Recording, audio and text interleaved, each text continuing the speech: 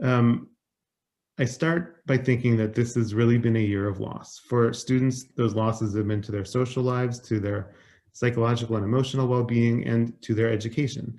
And I'm running because above all, I want to help our children recover and then to thrive. I think the work of recovery is twofold. First, we need to direct a large portion of the 34 million that Brookline is going to receive in federal funds to programs that support students' reintegration into schools and to help them catch up academically. We can't leave this generation a year behind. We can staff up our counseling and our social worker staff, and we could subsidize our enrichment and after-school programs to this end.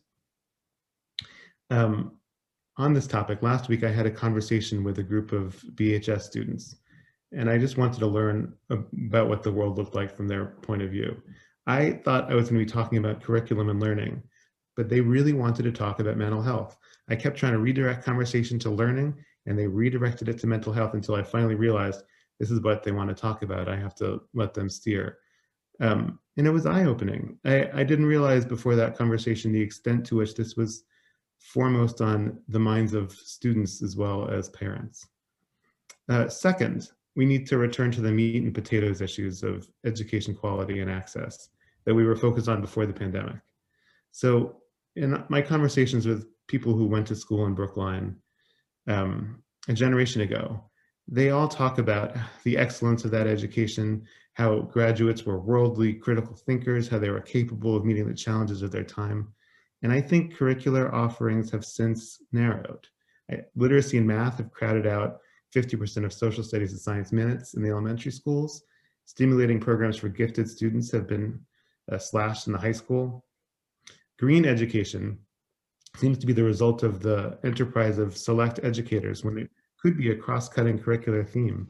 We need to expand our offerings again so that all students can discover their love of learning and a place to excel.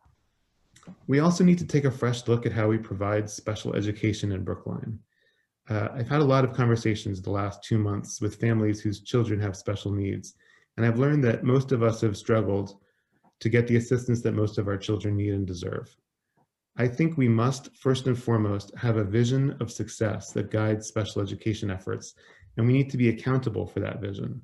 We need to fully staff and resource our special education system so that educators could spend meaningful time with each student.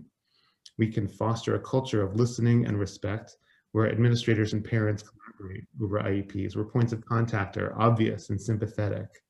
And we have to strive for excellence in special education so that children with special needs graduate ready and excited to make their way in the world. Lastly, my priority is that we must improve racial equity in our district. We need concrete and evidence-based proposals for supporting students of color, for retaining educators of color, and for recruiting candidates of color for leadership and the several open central administration positions. I think this is urgent.